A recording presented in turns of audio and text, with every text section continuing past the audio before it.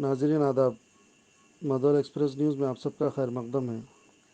ضلع نرمل کے حلقہ اسمبلی مدھول مستقر میں محکمہ صحت کی جانب سے گھر گھر سروے تفصیلات کے مطابق ریاستی حکومت کے احکامات کے مطابق محکمہ صحت کے عملے کی جانب سے گھر گھر سروے کیا جا رہا ہے۔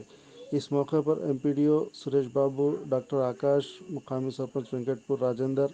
M P O Aamir Khan, E O panchayat Pawan Kumar نے طبی عملے کے ساتھ گھر گھر جا کر صحت کے بارے میں دریافت کیا اور لوگوں سے کورونا وائرس سے محفوظ رہنے کے لیے احتیاطی تدابیر اختیار کرنے کی اپیل کی، اور جو اب تک ویکسین نہیں لیے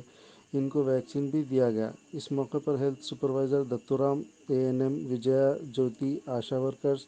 آنگن واڑی ٹیچرز، آئی کے پی عملہ و دیگر موجود تھے۔